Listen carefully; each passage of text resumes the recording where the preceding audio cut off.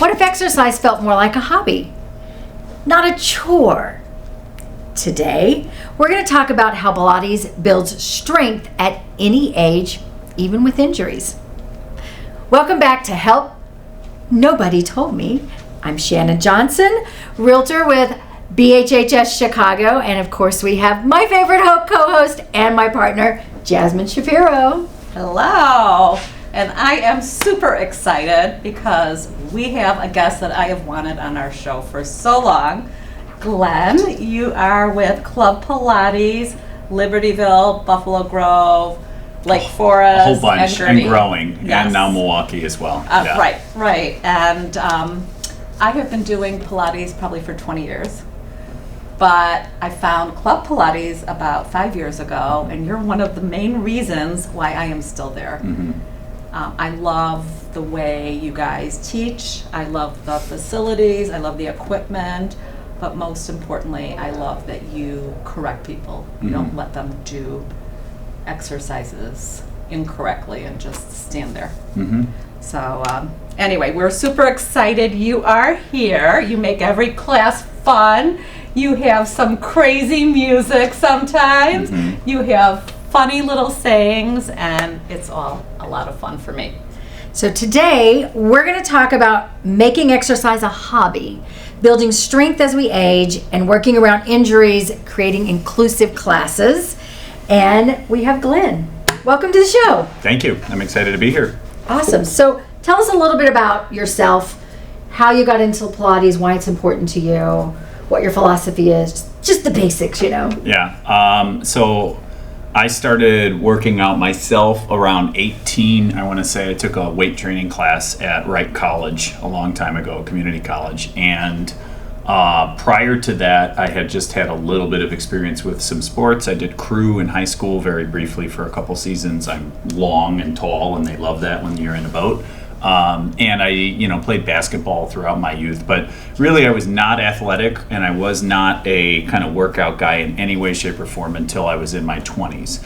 And I think that's when I started realizing that I just wanted to feel and look a certain way, and, weight training and strength and resistance training was just the first thing that I realized was like something that would make me feel good. And after many, many, many years and injuries here and there, when you're a young 20-year-old guy, you tend to do things a little crazy, and you're always because you're invincible, right? Yeah, right. Well, you think you are. Being 6'4" and trying to do squats or deadlifts isn't exactly the smartest plan, and I've learned from that. But the reason I say that is flash forward so many years, I was actually running in a management role a kids swimming school before I got into Pilates, and it's called Big Blue Swim School. It's still around, and I was an assistant manager, general manager, and then eventually I got into Pilates. I switched over and became the general manager of the Libertyville and Buffalo Grove location. And at that point, we were desperate for teachers, so I went into the teacher training program to get certified. And so, with my experience in weight training over like 20 years, I really, found Pilates to be really fun and amazing. And what I realized was I started teaching a lot. And I realized just how amazing it is when it comes to like learning how to be careful with your body and how to build strength without necessarily going, somewhere dangerous. And so let that be the transition for where we go with this conversation, because for somebody with a lot of injuries, I learned Pilates, and it made me realize that I could do things in a different way, and it would make things a lot safer and a lot more, sustainable, let's say. Well, since we're talking about that, give us the fast history of Pilates. I'm not a Pilates person. I don't know anything except there's like machines. I don't know what you call them. And you hear me talk about it. I know she loves it, but so Joseph Pilates, like what is it? Absolutely. What is the theory? Well, Joseph Pilates, really short history.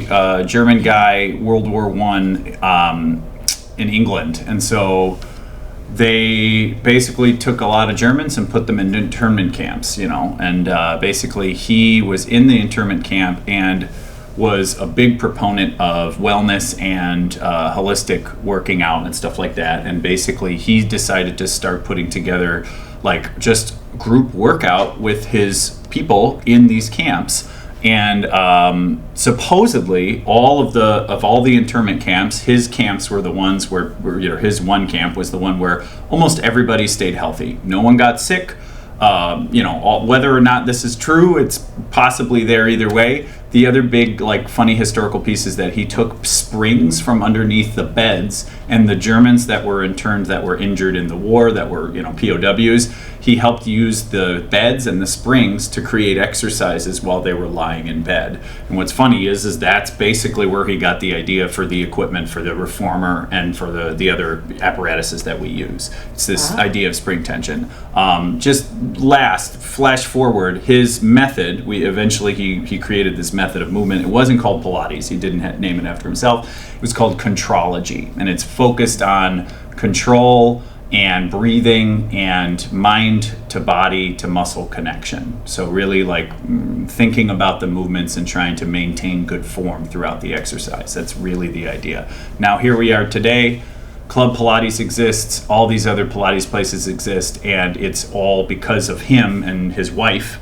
Huge credit to his wife as well, who was also one of the teachers early on, and here we are today. It's a whole culture.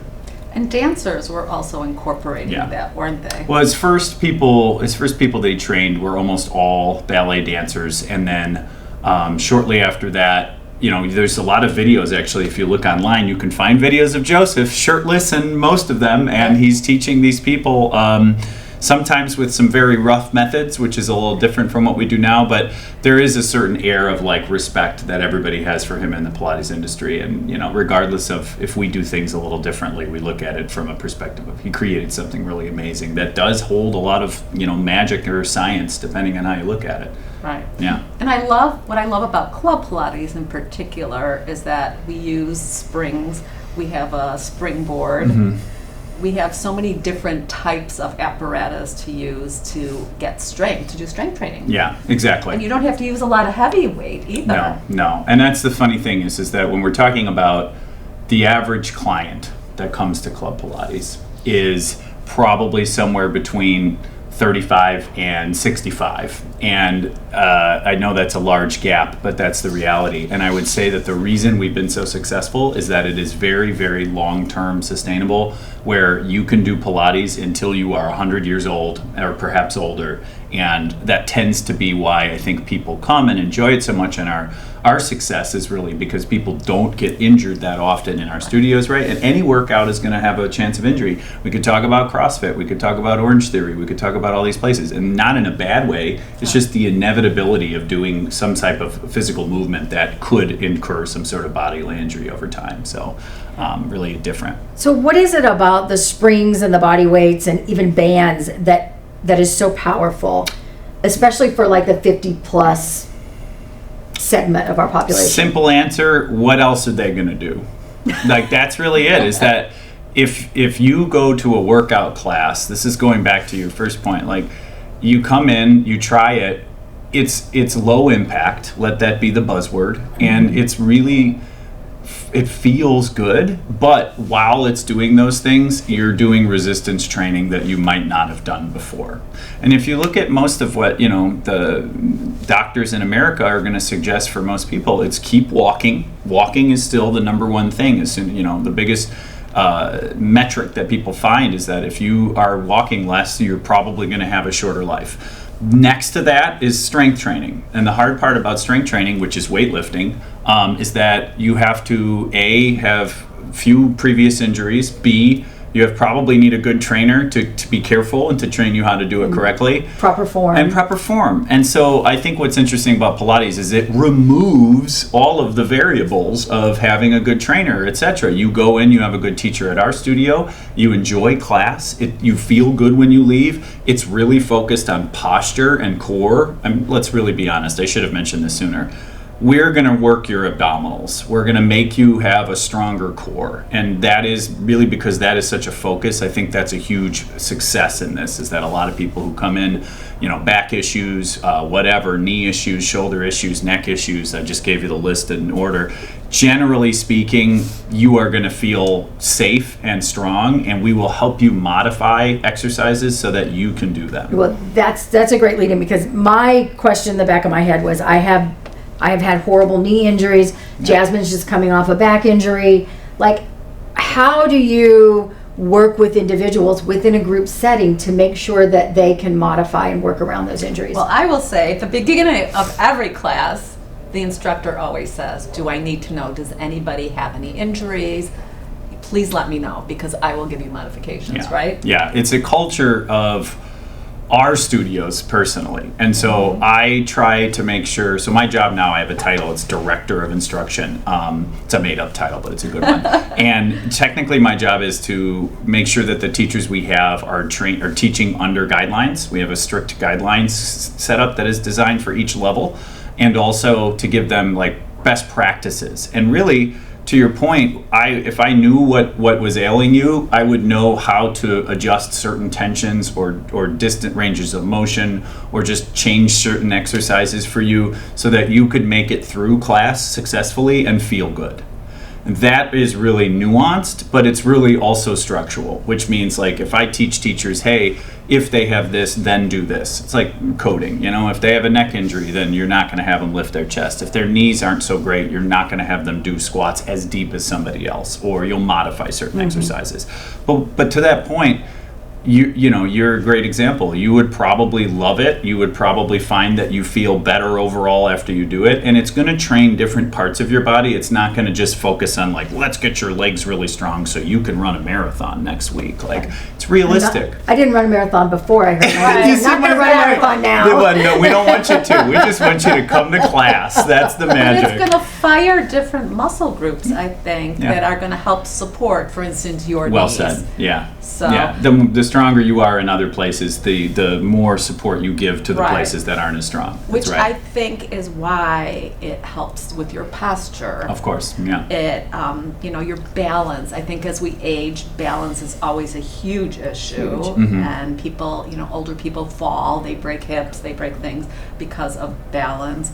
And then the other component, which I don't think we talk enough about, is that mind-body connection. Yeah. Some of the things like coordination and stuff, I mean, Mm-hmm. there's some sequences that you have to kind of engage your brain and like, wait, how do I do that again?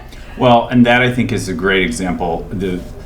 What you can gain from this at any age. Right. But we get a lot of people that come to the studio who have never worked out a day in their life at 65 or 70, and they are not in the same boat as the girl or you know, mom who worked out with her kids since 35 till 65. And you know, she's an easy one to train. I'm looking at you, Jasmine. No, I'm kidding. Well, but I've been But it's working out true. my whole life. You see my point. But to Right. that point, we get clients who come in who have not done anything and they feel good. And that's why they come back. Because Right. and coming back is the real trick. It's not about one or two workouts. It's about doing something that's going to change how you move and doing it consistently. Right. And I will say, I think to your point, you can look at Jasmine and tell that she works out. When Glenn worked in today, for you, those of you listening and to this podcast and not watching us on YouTube, you know, I knew who Glenn was before Jasmine introduced him to me, because he stood tall. And like, this got to be the Pilates instructor that just Right. walked in, because his posture and the way he holds himself. If you know Jasmine, she doesn't slouch in her chair. Jasmine, Yeah, we both know. We slouch when nobody's looking. I'm in the same boat. But Jasmine has great posture, the way she presents herself. And part of that is the fact that you've worked out your whole life, but you're talking about 15, 20 years of Pilates, which is the whole theory is stretching the muscle and the body and the alignment and Mindfulness. and that sort of thing. Yeah, So- I don't know if I ever told you this, but I always feel when I do a Pilates class, I feel like I stretched, I feel like I got a massage, and I feel like I got a chiropractic adjustment. Those are what I always tell people. Yeah. And the reality is that you come in and do it a few days a week. Yeah. And so I Yeah. think that's kind of the magic of it is we want to make it feel good so that you do it more often. Right. That's why we're successful, but that's also why people are getting so much benefit from it. I mean, Club Pilates in general, prior to it existing, there was no access to the average person. No. A reformer cost thousands of dollars. Right. And a one-on-one session was anywhere between $100 and $150 in the 90s. Right. All right. And now, you know, you can walk into a Club Pilates and pay $250, $280 a month for an unlimited membership. That sounds expensive. But in reality, you come 5 or 6 days a week and you get to move every day, and you're going to have great teachers. So it's designed to be like inclusive. We want to get more people moving. Exactly. Yeah. And Jasmine really does come at least 3 times a week. We share calendars. I know this is a fact. Yes, she does. But the other thing that we didn't mention, which I think Club Pilates is unique, it's that sense of community.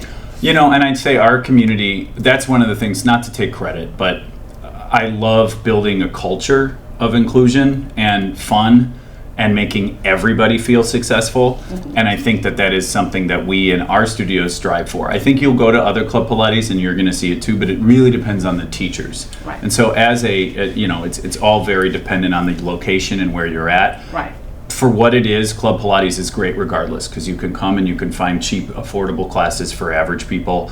And then the rest of that is the teachers having the culture of their own class and making it fun and safe and inclusive and supportive. And that's what I try to do in our studios. I love to go to certain classes if I can make it, because I know some of the people that I have seen over time are going to be there, so it's kind of fun. You see all your girlfriends or guy friends. Now all the husbands, gosh almighty, that's what's really funny. It's really funny when you see the men in there. They're all tall. 95% of them are 6 foot and above, and that's why they keep coming back, because it's so and they good. love coming to your class because you can relate, and you're like, okay, you're tall, you need an extra block. They want a little bro time and a high five once in a while. They don't want to be told what to do by the girl teachers all the time, but that's really it.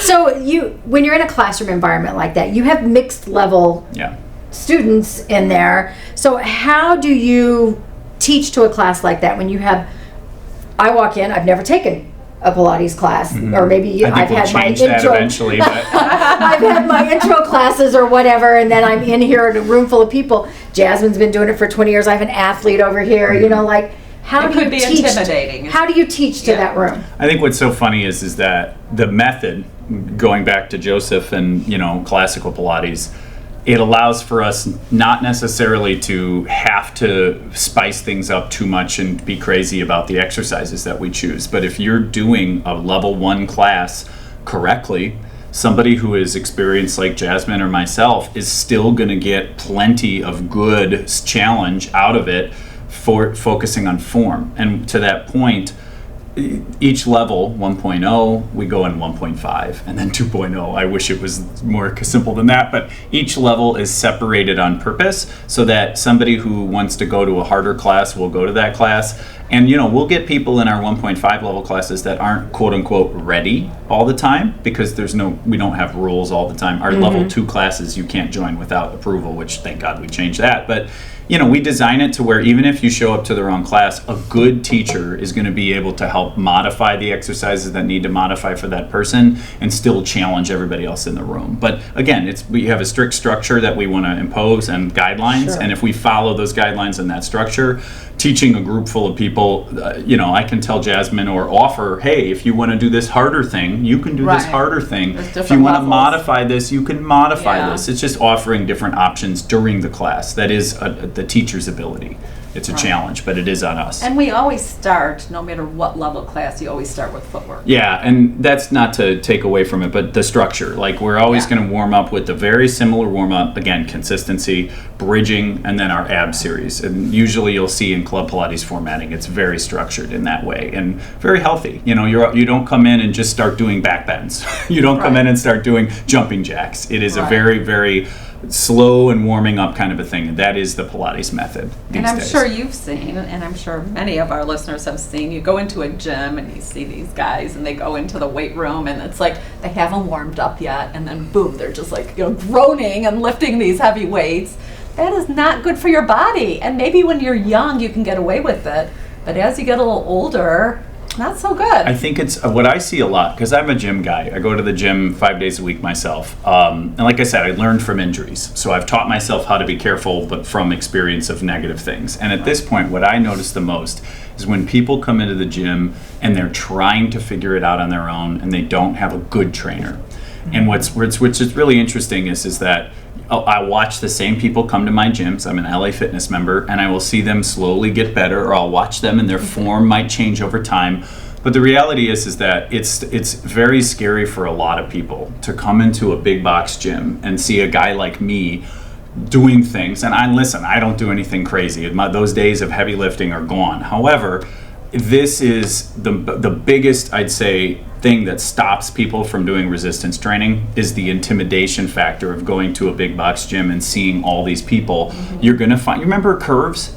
Like there were gyms designed so that people could just feel comfortable going to the gym. Right. And I think that gym culture now is bigger than it's ever been. You go on Instagram, you go on whatever, you're going to see the fit girls and the fit guys and the aesthetic and the shenanigans. It's really big. And they have their cameras out. And you know, you could also go on and I'm going to talk briefly, but the Pilates princess, the idea of like there are certain Pilates classes that are very, you know, snooty and whatnot. Right.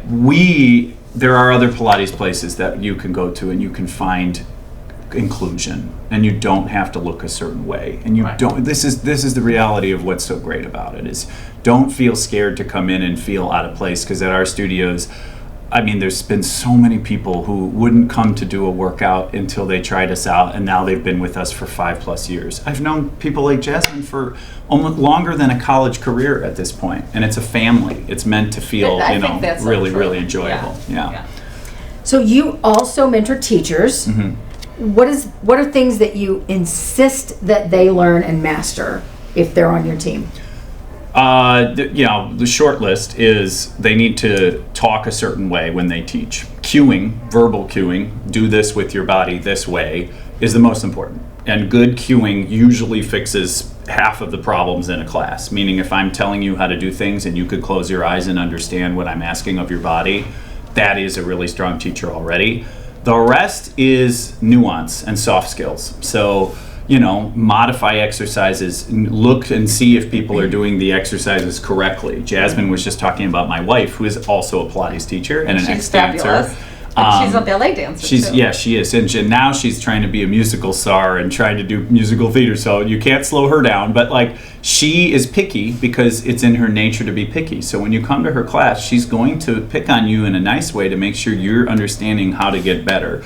That is the hardest part. I have a lot of teachers where I'm realistic. They learn that over time. When the new teachers come out of teacher training, best case scenario is that they cue well and they're supportive and they are nice and they're friendly. Over time, we can mentor them more so that they're better and stronger at corrections and making people do the exercises correctly, and then programming and being clever about what they're teaching, as opposed to teaching stuff that is too challenging or stuff that's too easy. It's this fine line. That's why my job exists, because it is not easy to do all of these things, and I really pride myself on even my staff. I want all of my staff to feel like I am always there to help, and I am just there to make them better at what they do. Do you have a story about maybe a surprising client? I got so many. I can give you a couple examples without names or any specifics. No names, but just it surprised you. No. I've had clients who have come in and changed the whole, not that weight is the biggest thing, but I've had a lot of clients come in and 5-6 years down the line, they do not look the same. They are different people. And a lot of that is again, we were talking about it earlier, finding a program that you can do consistently and you enjoy, because that's what makes this successful. People who have lost over 100 to 150 pounds and changed their entire lives because they found something they enjoyed. The other thing I would say is a lot of clients who are older who come in and come to me and say, "Hey Glenn, I just got back from my knee replacement and my doctor told me just how great I am and how quickly I've recovered because of Pilates." That is real. There are so many situations now where you're going to replace these parts. You are going to probably need them at some point, but the stronger you can be before you go in for them, the higher the chance of getting out of those surgeries and being successful and right back on your feet. Yeah. And a lot of them come back to this, they're itching to come back. Like Jasmine was telling me earlier, I've been out for a month, So there's a lot of success stories in our studios, and it makes me very happy every day. It's why I love my job. I don't feel like I'm working any day. Okay, let's give first timers some advice. What do they wear and what do they expect for their first class? It's so funny. I heard one of my staff members on the phone yesterday, comfortable clothes. What does that mean? I don't know what that means. It could be pajamas. It doesn't matter, as long as it's not tight jeans. I would say, I say that in jest, but you don't have to wear workout clothes when you come in. A lot of people are in their, t-shirts from high school and a pair of comfortable, just kind of movable pants. Right. And then you have you're going to see everything from leggings yoga, to yoga pants exactly, to Most to people whatever. wear leggings I'd say and it's, like a workout top, but a lot of people come in t-shirts, and some people come from work and they're just they change in the bathroom in the changing room as fast as they can. Are we barefoot yoga socks? Oh, you need yoga socks, or what You we need call yoga- Pilates socks, grippy socks. But at the end of the day, we sell them at the studio, and most people buy them from us because they're fancy and nice and expensive, and they thicker. look good and thicker, and we try to make our money somewhere. And then other But than you don't that, have to. I mean, they don't police you. That no, where'd you get your socks from? You can get your socks on Amazon and save a lot of money. But yes, bring a pair of grippy socks, wear something comfortable to move in, and if you're into dressing up in the fitness wear your outfit. Wear your matching that makes you two-piece. feel good, Yeah. but Wear your cute sports bra. A lot of people if you want. A lot of people start wearing that after they start coming. I've had some clients who started coming in, and all of a sudden I'm seeing new workout stuff every day because they're living in the culture now, and they want to wear that stuff, and they feel more confident in their body. It motivates sometimes. It so we have a does. cute little workout outfit. There's no Right. question. Absolutely, it's And all then the culture. Some Makes people you are feel not good. comfortable Yeah. in all that lycra, and Right. Yeah. would prefer to wear like a cotton T-shirt, and that's okay. You see it all. It there. works fine. Yeah, Yeah. and there's no judgment. Okay, what's the etiquette? How do I get there? What do I need to do when I get there? What do I need to bring with me? I mean, I want to say one thing first of all. Get on the phone and call the studio. I can't okay. tell you how many times And we I've- will put all of the contact information I in know. our show notes. I say this jokingly, but like a lot of times people will text and say, I don't want to talk or whatever. But Right. like if you have questions, our staff is They're going to great. give you all of the information over the phone. Awesome. There's nothing wrong with picking it up. The rest of it is just come in on time, try not to be late. Okay, but when you say on time, if class starts at 10 o'clock and I walk in at 10 o'clock, am You're- I going to get a machine? Like, Yeah, yes, there's like, only do I need to get there at 5 till? there's 12 spots and there's no overflow like that. So Okay. if you're 5 minutes If you're late, signed up that's for our the class. cutoff. And if you're signed up for the class, your spot is guaranteed. Okay, That's see, I'm a the real magic. first timer. I know nothing. Hey, so I I'm think I standing might there like, convince you to come. no, That's what I'm like, I have hoping no for. idea. But Shannon, but now they institute, which I think is a really good thing, this you have 5-minute grace period. Yeah. You're up to 5 minutes late. Before but people after would come that- in 10 minutes and it was getting out of hand. And you know what? There's reasons for that too. Yeah, I mean, you safety need to stuff. warm You're not going to up. warm up if you're Yeah. late. And if Right. you're late and the It's class a is respect in- thing too. in We're progress, yeah. professionals, so you wouldn't walk into your class in high school or college late and not get a side eye from the teacher. So we don't deserve it. Yeah. So if I'm new, how many classes per week do you suggest? Honestly, if you're doing 0, 1 is great. If you're doing 1 and you feel like 2 would be better, it is. And then honestly, the sweet spot is between 3, and this is just national USA doctors' suggestion. Strength training at least 3 days a week, cardio at least 1 day a week. Ideally, you're working out 4 to 5 days a week. And it could be 30 minutes. Right. That's why our classes are 50 minutes long. Yeah. You come in 4 days, Right. you're going to see results. You're going to feel better. It is not rocket science. You're Right. moving. Right. You weren't moving before. You're going to feel better. You're right. I mean, my doctor reminded me, look, even if it's a quick walk after dinner, Yes. it's movement. Yes. Yeah. Glenn, can you just real quick, because I am not one that takes all the different types of classes, but you do have some stretch classes Yeah. in Club Pilates. You have jump board, you have TRX. Yep. So there are other besides. It's meant just- to be a one-stop shop. So there's higher intensity classes, lower intensity classes, stretching classes, and then bar class, TRX class. We design it so that if you want to come in and you want like more of an eclectic workout, it's not just classical Pilates. Yeah, which is very, very good. It's why we're so successful. Okay, lightning round. Really quick answers before we wrap up. I love it. One Pilates cue you wish everyone heard more often. Draw your shoulders down, pull your ribs in. So I just did it. Look it up. on the floor. They did both All of of them. you, draw your Both of shoulders them down, did pull your it. ribs. Yeah, she's well trained. Most underrated benefit for the sandwich generation. I don't know what that sandwich generation is, but It's us. oh, It's okay. us. We have kids and parents. Honestly, just keep moving. It'll make you move, and that's going to make you feel good. Favorite modification for tight hip flexors. Honestly, You have great- don't stretch more often. Do runner's lunge or modify your runner's lunge. Google that if you need to know what that is. And take his class, because Yeah, you come have take some my class. great on the equipment. Yeah. The beginner mistake you see most and the fix. coming to a class that's too hard for them, and just talking to my teachers and letting them guide you. They'll tell you where to go. And of course, tune in next week, like and follow, and we'll see you next week on another episode of Help, Nobody Told Me. Thanks, Glenn. Thank you, guys.